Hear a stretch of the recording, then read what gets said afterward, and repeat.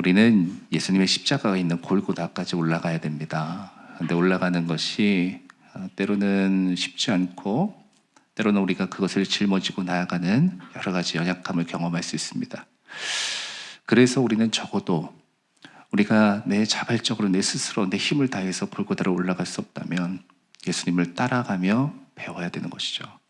예수님을 따라가는 길에 우리는 그 예수님을 따라가는 길 속에 일어났던 경험, 은혜를 체험하면서 마침내 그 십자가가 내 십자가다라는 것을 경험하게 되는 것입니다. 그래서 이 제자들의 모습들을 보고 또 예수님께서 보여주신 이 사건들을 보면서 우리는 배워가는 거예요.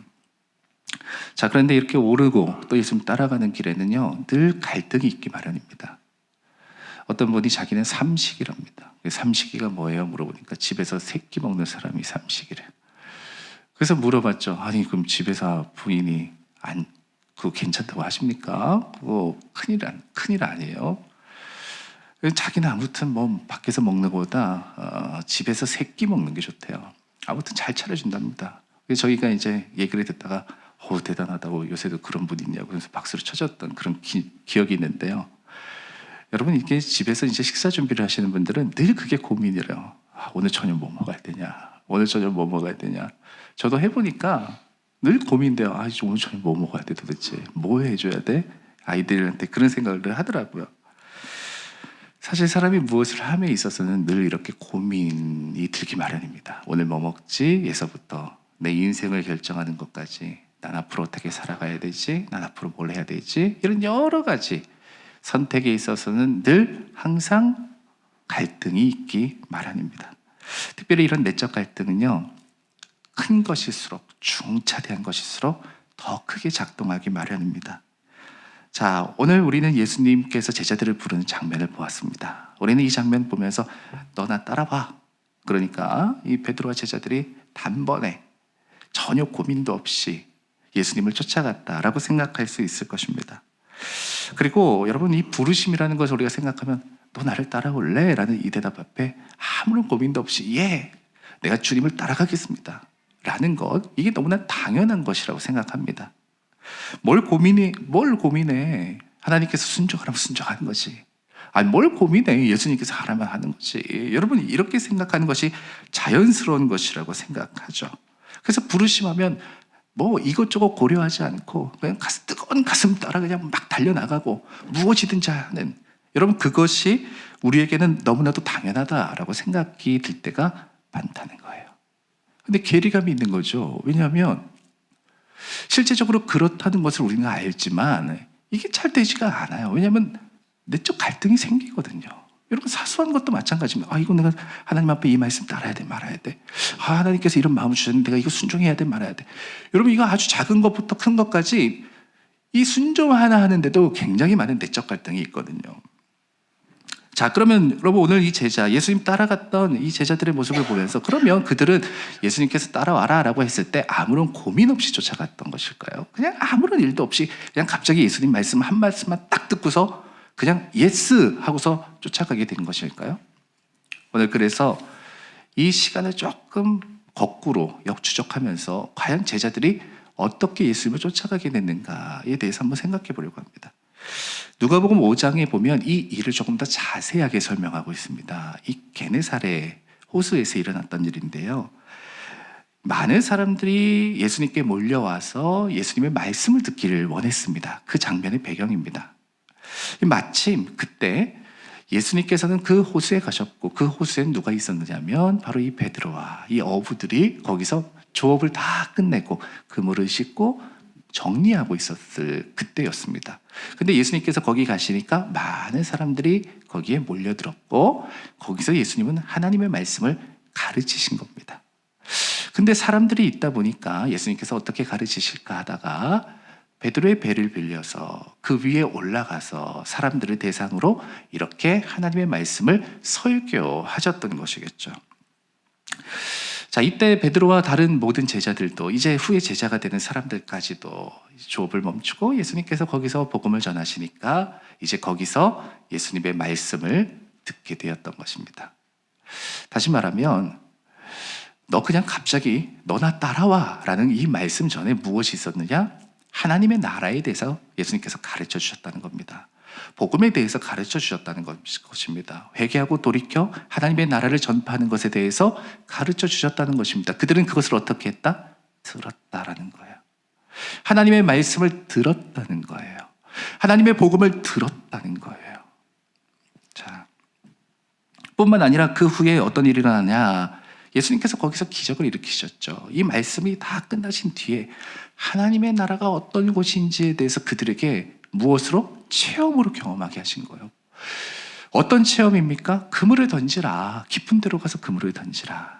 자, 이것을 다시 한번 생각해 보면 이미 조업이 다 끝났고 그물도 다 씻었죠. 그리고 이제 다 정리가 끝났죠. 그리고 예수님 말씀드렸죠. 그게 시간이 꽤나 지난 겁니다. 자, 그런데 예수님 어떻게 하라? 이 말씀 다 끝난 다음에 너는 다시 가서 깊은 곳에 가서 그물을 던지라 라는 말씀을 하신 거죠. 자, 여러분, 이 상황을 한번 생각해 보세요. 굉장히 성가신 일입니다. 굉장히 피곤한 일입니다. 굉장히 귀찮은 일이라는 것이죠. 그런데 이것에도 불구하고 예수님께서 그렇게 말씀하셨다는 거죠. 그러면 여러분 이제 내적 갈등이 시작되는 겁니다. 아, 이거 해야 돼 말아야 돼. 따라야 돼 말아야 돼. 내 나름대로 그 내적 갈등이 시작될 수밖에 없다는 거예요.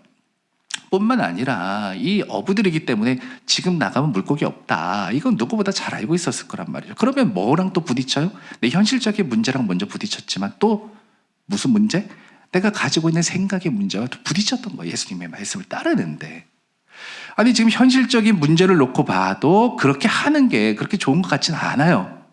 그리고 내 생각으로 판단을 해봐도 이렇게 예수님의 말씀을 따른다는 것이 그렇게 좋은 것 같지도 않아요. 이것과 예수님의 말씀에 순종하는 것 사이에 내적 갈등이 시작되었다는 거예요. 여러분, 순종은 이렇게 가는 겁니다. 갈등 없이 가는 게 아니에요. 내 생각도 있고 내 삶의 문제도 있고 모든 현실도 있고 여건도 다 있죠. 그런데 그게 말씀과 부딪혀 오는 겁니다. 하나님의 부르심과 부딪혀 오는 것입니다. 이럴 때 어떻게 하느냐는 거예요. 자, 이때 베드로의 결론을 보십시오. 누가복음 우리가 읽진 않았지만 5장 5절 보면 이렇게 말해요. 선생님, 이때까지는 선생님이었어요. 그렇죠? 우리들이 밤이 새도록 수고하였을 때 잡은 것이 없지만은 말씀에 의지하여 내가 그물을 내리리이다. 자, 예수님께서 선지자라고 생각했던 거예요. 이 사람은, 베드로는. 하나님의 말씀을 들었고, 이 하나님의 말씀을 전해주었더니 자신의 먼저 가지고 있었던 이 마음에 어떤 변화가 조금 생긴 겁니다. 그래서 그냥 말하는 거, 선생님, 그냥 좋은 말씀, 하나님의 나라의 말씀을 전했던 선생님이었던 거예요. 지금까지는. 그런데 무엇인가 이끌림이 있기 때문에 나가서 그물을 내렸던 겁니다. 그 귀찮은 현실의 문제를 넘어서서, 내 상황과 현실을 넘어서서 그것을 믿음으로 했던 것입니다. 그랬더니 어떻게 되었다? 찢어질 정도로, 들 수 없을 정도로 많은 물고기가 잡히게 되었다라는 거예요. 여러분, 그 다음에 어떤 일이 일어납니까? 베드로가 그 예수님의 발 앞에 가서 엎드립니다. 나는 죄인입니다. 나를 떠나소서. 조금 전까지는 선생님이라고 말했어요. 그런데 그 앞에 가서 바짝 엎드립니다. 그의 삶의 변화가 시작된 거죠. 여러분, 순종은 이렇게 가는 겁니다. 하나님의 부르심은 이렇게 따라가는 것입니다. 그가 그냥 버려두고 시작한 게 아니에요. 뭐가 있었어요? 그의 삶에 하나님의 말씀을 듣는 일이 있었고, 그리고 더 나아가서 그것을 경험하고 순종하였을 때 하나님의 역사가 일어난다라는 것을 체험하였을 때 그의 생각과 삶이 변화되었다는 거예요. 베드로가 예수님의 말씀을 따르게 되었던 건 너 나 따라와 라는 이 말씀에, 그 한 단어에 단박에 사로잡혔던 게 아닙니다. 그의 생각이 변하고 그의 삶이 변하고 그가 하나님의 은혜를 체험하는 이 경험들이 있다 보니까 그는 엎드릴 수밖에 없었던 거예요. 이게 순종하는 것입니다. 수많은 내적 갈등이 있었음에도 불구하고 결국 예수님 앞에 엎드리면 그 부르심에 쫓아가게 되는 거예요. 자, 그러면 여러분, 이 일은 단 하루 동안 일어난 일일까요? 그 낮 시간에 일어났던 일일까요? 그렇지 않습니다. 조금 더 시간을 거슬러 올라가면 예수님을 먼저 만난 것은 그의 형제 안드레였잖아요. 안드레는 세례 요한의 제자였고요. 세례 요한의 제자로서 세례 요한과 함께 있다가 예수님을 함께 만난 겁니다. 그래서 따라간 거예요. 그 예수님을 따라가서 예수님을 보았던 거예요. 말씀을 들었던 거예요. 특별히 이 안드레는 여러분 그 시대가 사실 굉장히 로마의 식민지 시대였고 많은 사람들이 꿈을 잃고 소망을 잃고 있었던 시대였거든요. 그러니까 메시아에 대한 열망을 가지고 있었던 그런 시대였어요. 안드레는 그런 사람이었어요. 열망이 있었다고요. 그러니까 예수님이라는 분을 바라보고 뭔가 뭔가 다른데? 뭔가 특별한데?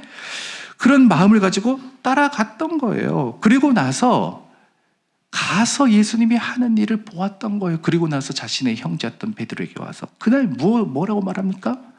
내가 메시아를 만났다 라고 이야기를 했거든요. 그리고 나서 그 베드로를 데리고 예수님을 만나게 되었던 거예요. 하루에 일어났던 일입니까? 아니에요. 이미 그 전에 베드로는 예수님이라는 분을 만났습니다. 그리고 자신의 형제 안드레에게 그분이 메시아인 것 같다라는 얘기도 들었습니다. 그분에게 가서 말씀도 들었습니다. 여러분, 이런 내적인 변화는 어떻게 일어나는 것입니까? 점진적으로 이렇게 일어나는 것입니다. 그리고 어느 순간에 그것이 폭발되는 것이죠. 왜 이 말씀을 드렸느냐 하면 여러분, 우리는 모든 것이 단박에 일어나기를 굉장히 열망하는 것 같습니다. 무엇이든지 내가 어떤 삶을 살았든지 간에 단박에 단 한 번에 내 모든 것이 바뀔 거야. 그러나 여러분, 오늘 이 말씀을 통해서 오늘 이 베드로라는 이 한 사람, 예수님을 따랐던 한 사람의 모습을 보면서 우리가 깨닫게 되는 것은 이 시간을 돌려보면 결국 예수님 앞에 순종하고 엎드려서 그분을 따라가는 길에는 끊임없는 내적 갈등, 그리고 그것을 끌어안고 주님 앞에 나아가는 이 과정들이 반드시 필요하다는 말씀을 드리는 겁니다. 믿음으로 살면 아무런 갈등이 없나요? 여러분, 정말 부르심을 쫓아 살아가면 아무런 마음의 갈등이 없을까요? 그저 모든 상황, 그저 믿기만 하면 좋은 환경으로 다 바뀌나요? 예수님을 따르면 더 이상 마음의 갈등이 없을 거라고 생각하시나요? 그렇지 않습니다, 여러분. 순종은 그런 마음의 갈등을 끌어안고 가는 것입니다. 그래서 여러분들에게 그런 마음의 갈등이 있다고 해서 여러분 이상하게 여기지 마세요. 그건 너무나 자연스러운 것입니다. 내가 선뜻 대답할 수 없다고 한들 그렇게 대답하지 못하는 것이 이상하다라고 생각하지 마십시오. 그럴 수 있다는 것입니다. 근데 중요한 것은 그럼에도 불구하고 이것을 끌어안고 가느냐, 그럼에도 불구하고 이것을 끌어안고 순종의 길로 나아가느냐, 아니면 그냥 주저앉느냐, 이것은 분명한 차이가 있다는 얘기를 드리고 싶은 것입니다. 우리가 어제 말씀에서 보았죠. 예수님께서 부활하신 뒤에 베드로 찾아가셨잖아요. 그럼 이상한 장면이 있거든요. 왜냐하면 왜 예수님의 제자들은 부활하신 예수님을 만났는데 다시 물고기를 잡으러 갔을까? 이해할 수가 없어요. 왜 그런지 모르겠지만 혼란스러웠던 건 아닌가. 아직 여전히 이게 딱 정해지지 못하고 마음을 딱 정하지 못했던 그런 모습은 아닐까라는 생각을 해보기도 해요. 자, 그런데 여러분, 그런 혼란스러운 상황 속에서 때로는 무엇인가가 분명하지 않았다라는 이 상황 속에서 그런 마음이 든다고 해서 계속해서 예수님을 피하고 멀리하고 떠나버렸다면, 예수님을 모른 채 했다면 그들의 문제는 해결되지 않았을 것입니다. 그들의 어떤 문제도 새로워지지 않았을 것입니다. 그러나 혼란스러움이 있어도 갈등이 있어도 우리가 그 문제를 해결하는 방식은 주님 앞에서 하는 것입니다. 예수님 그래서 찾아가셔서 그걸 알려주신 거예요.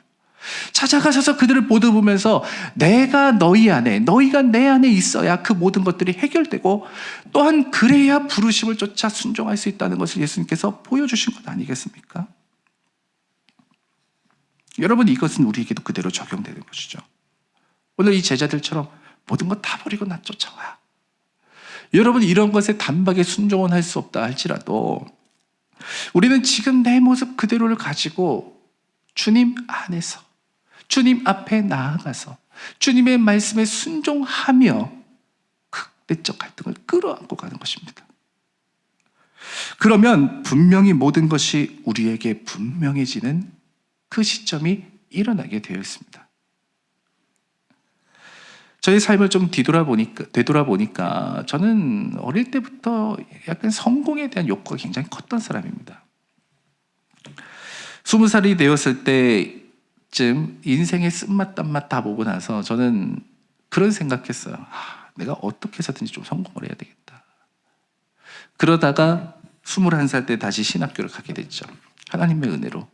그런데 여전히 그게 제 마음속에 자리 잡고 있었어요. 군대에 들어갈 무렵에는 내 신학교 좀 그만둬야 되겠다라는 생각도 사실 하고 들어갔던 거예요. 근데 결국 하나님의 이끄심으로 인해서 이 마음을 포기하지 못해서 계속해서 신학교를 가고 또 목회길을 걸어가게 됐는데, 여러분 그때도요, 제 마음의 그 중심에는 목회 과정을 밟는 그 과정에서도 성공에 대한 욕구가 있었습니다. 성공하고 싶다. 남들한테 드러난 목회자 되고 싶다. 이왕이면 큰 교회 목사 되고 싶다. 그 마음을 가슴 깊은 곳에 숨긴 채 없는 척하면서 살았던 거죠. 하나님의 뜻이라는 명목으로 계속해서 그 길을 나갔던 거죠. 그러던 어느 날 정말 내가 하나님을 사랑하는가에 대한 그런 말씀을 들었던 기억이 있어요. 그리고 나서 직접적으로 물어보는 거죠. 너는 정말 하나님 사랑하냐? 오늘 이 베드로처럼 너는 정말 사랑하냐? 너나 정말 사랑하냐? 대답할 수가 없었어요. 여러분 솔직히. 왜 대답할 수 없었느냐? 내가 입으로는 예수님 사랑한다고 말해요. 그런데 내 마음속 깊은 곳에서는 그래도 내가 원하는 것들이 있었고, 그래도 예수님보다 소망했던 것들이 있었고, 나는 솔직히 목회자로서 예수님이 원하는 모습보다 내가 그리고 있는 목사가 되고 싶었고, 이런 성공에 대한 욕망이 있다는 것을 내가 그때 너무나 여실하게 보았어요. 그래서 대답을 할 수가 없더라고요. 너 나 사랑하냐? 아니, 사랑한다는 얘기를 할 수가 없어요. 여러분, 그때 주님 앞에 모든 것을 다 내려놓고 저 정말 그때 기도했습니다. 나 주님만 사랑하게 해주세요. 주님만 사랑하게 해주세요. 정말 주님만 사랑하게 해주세요. 저의 인생에, 저의 삶에 큰 변화가 있었던 때입니다. 여러분, 그러면 생각해 보세요. 그 다음부터는 전혀 그런 마음으로 또 무관했을까요? 그 다음부터는 전혀 그런 갈등이 없었을까요? 아닙니다. 여전히 내 마음 깊은 곳에서는 그런 마음이 있어요. 그런데 이전과 이유가 달라요. 왠지 아십니까? 그때는 그것을 그냥 내 삶의 하나의 목표로 삼았다면, 이제는 그것을 주님 앞에 끌어안고 나아가니까요. 이제는 그것을 주님의 십자가 앞에 끌어안고 나아가니까요. 주님 도와주세요. 주님 도와주세요. 이 갈등의 문제가 있고 내 삶에 그런 문제가 있다 할지라도 주님의 길을 가면서, 주님을 부여잡으면서, 주님의 옷자를 부여잡고 주님을 따라가면서 주님 앞에 그 문제를 내어놓는 것, 변화가 일어난 것입니다. 예수님께서 베드로에게 당신 따라오라고 하셨을 때 베드로가 함께 있었던 아버지 두고 떠났죠. 다 두고 떠났죠. 여러분, 그러면 생각해 보십시오. 그러면 이 베드로는 나 이제 다시는 아버지 안 봐, 이제 끝이야, 여러분 이런 마음을 갖겠습니까? 나는 이제 다시는 우리 가족 볼 생각 없어, 여러분 이런 마음으로 갖겠습니까? 아니에요. 그냥 예수님이 부르시니까 응답해서 갔던 거예요. 그런데 그 과정 속에서 보니까 다 두고 갔던 거예요. 그렇다고 해서 자녀와 부모의 관계가 이 순간에 끊어지는 것 아니라는 거예요. 왜? 끌어안고 가는 거예요. 그거는 계속해서. 그러나 이것으로 인해서 망설였다면, 나는 모든 문제가 해결되면 따를 거야, 나는 내 여건과 상황이 다 해결되면 따를 거야, 여러분 이렇게 했더라면 베드로 예수님 따르지 못했을 것입니다. 그 문제를 끌어안고 따르는 거예요. 여러분, 우리의 삶의 현실의 문제를 끌어안고 예수님 따르는 거라고요. 오늘 여러분들의 삶을 한번 돌이켜 보십시오. 우리의 삶에 때론 이런 갈등이 있습니까? 신앙적 갈등, 삶의 갈등, 인생의 갈등, 여러분 여러 가지 갈등이 우리는 없을 수가 없어요. 예수님께서 요구하시는 순종이 내게는 내적 갈등이 될 때가 왜 없습니까? 있죠. 너무나 많죠. 이거 해야 돼 말아야 돼, 이거 따라야 돼 말아야 돼, 어디까지 순종해야 돼, 여러분 수많은 갈등이 내게 있죠. 왜 없겠어요? 그런데 예수님을 따르는 그 과정 속에는 그 갈등도 함께 부여잡고 가는 거예요. 아직 포기하지 못했어도, 여전히 그런 마음이 있어도 한 발자국 한 발자국 한 발자국 예수님 그렇게 따라가는 거예요. 그렇게 예수님 따라가다 보면 어느새 어디까지 가는 것입니까? 골고다까지 가는 거예요. 모든 제자들이 처음부터 예수님 너 나 따라와라 했던 그 순간부터 십자가 질 생각했겠습니까? 그렇지 않았다고요. 예수님을 따라서 가다 보니까 그 갈등과 삶의 현실의 문제를 끌어안고 예수님 따라가다 보니까 그들의 삶이 변화되었고 그들의 생각이 바뀌었고 결국 그들이 하나님의 은혜를 경험하였을 때 그들 역시 예수님처럼 골고다의 십자가 부여잡고 짊어지고 올라가는 하나님의 사람들이 되었던 것입니다. 우리는 그렇게 가는 것입니다. 오늘 우리가 올라가야 되는 골고다도 그렇습니다. 십자가를 짊어진다는 거 고민거리죠. 얼마나 힘들고 고통스러워요. 그 고민거리라고요. 때로는 외롭고 때로는 아프고 때로는 가슴 졸여야 되고 아무렇지도 않게 짊어질 수 있는 사람 누가 있겠습니까? 그것이 갈등이 되고 고민이 될 때도 분명히 있을 것입니다. 근데 여러분, 그 갈등 끌어안고 주님께로 나오십시오. 그 갈등 끌어안고 순종하십시오. 오늘 베드로가 그 모든 갈등 끌어안고 순종했을 때 하나님께서 그의 그물에 수많은 물고기가 잡혀서 내가 너를 이와 같이 쓰겠다라는 것을 주님 앞에 보여주었을 때, 그들 앞에 보여주었을 때 그가 예수님 앞에 바짝 엎드리고 주님의 말씀에 순종할 수밖에 없었던 것처럼 오늘 그러한 모든 갈등과 삶의 문제들을 끌어안고 주님 앞에 나아간, 주님 앞에 순종하고 주님의 말씀을 따르는 여러분들의 삶 속에 하나님께서 당신의 일을 하실 것이요 당신의 역사를 나타내셔서 우리로 하여금 주님 앞에 바짝 엎드릴 수밖에 없는 그 변화, 그 삶의 변화, 그 신앙의 변화, 그 믿음의 변화, 그 마음의 변화를 우리에게 일으켜 주셔서 그 문제를 넘어 하나님의 사람으로 쓰임받게 하실 것을 믿습니다. 갈등이 있다면 끌어안고 순종하는 것입니다. 문제가 있다면 그 문제도 끌어안고 가는 것입니다.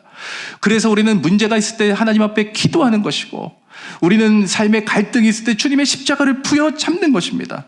그렇게 올라간 골고다, 거기서 죽은 자는 아무도 없습니다. 죽은 것 같으나 다시 살아남을 경험하게 하셨던 예수 그리스도처럼 그분이 주님을 따르는 여러분들의 삶 속에 그 골고다에서 다시 살아나게 하셔서 하나님의 뜻대로 쓰임받게 하시고 하나님의 은혜로 살아가게 하는 저와 여러분들이 되게 하실 것을 믿습니다. 함께 우리 같이 찬양하고 오늘 말씀 기억하면서 기도했으면 좋겠습니다.